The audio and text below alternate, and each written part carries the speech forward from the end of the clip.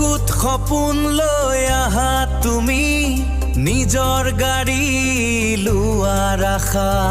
মুন motor চতাহি চোৱা সকলো সপোন হ'ব সঁচা